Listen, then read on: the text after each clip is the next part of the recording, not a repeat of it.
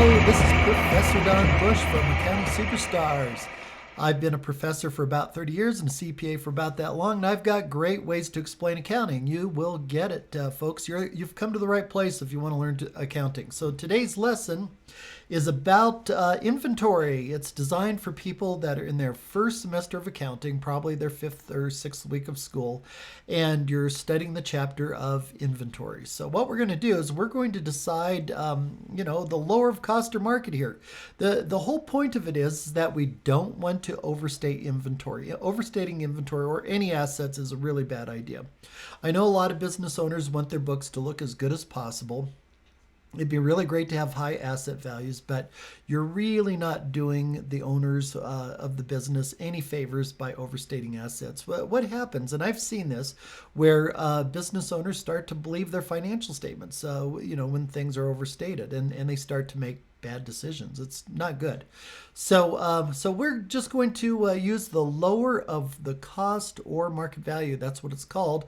And so the original cost is what Fred paid for the inventory. So Fred here, he bought, snow blowers, chainsaws, weed whackers, so on.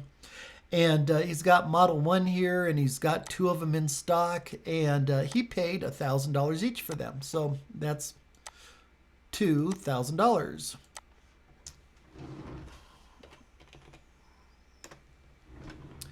And then the current market value. Now, the current market value is not what Fred could sell them for. It's not that at all. It's what Fred could the cost that Fred would have to pay to replace the inventory. In other words, how much is the vendor charging right now for the inventory?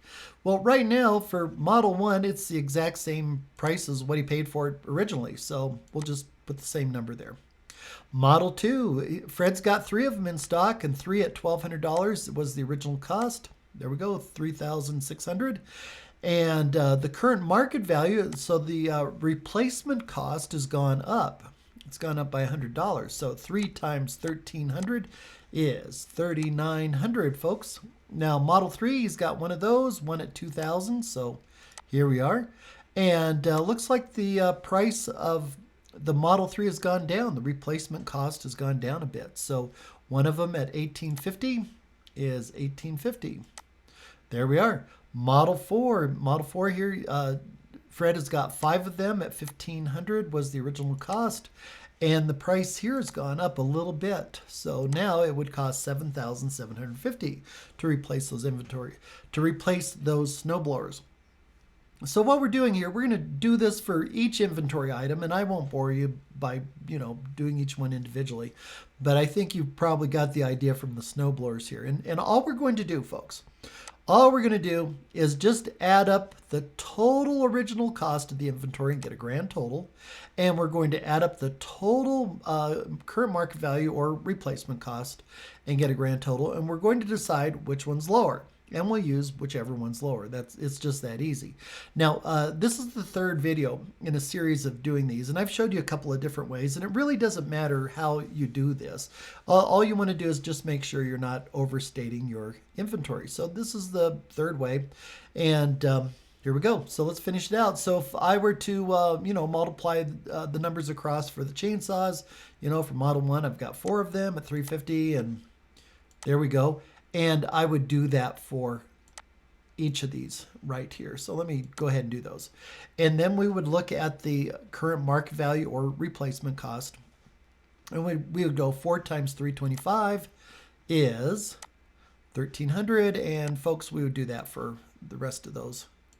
There we go. And we would do the same thing with the weed whackers. 8 times 150 is 1,200. And we would multiply it out for the rest of them. And 8 times 135 for the replacement cost is 1080. And here we go. So it's just that easy.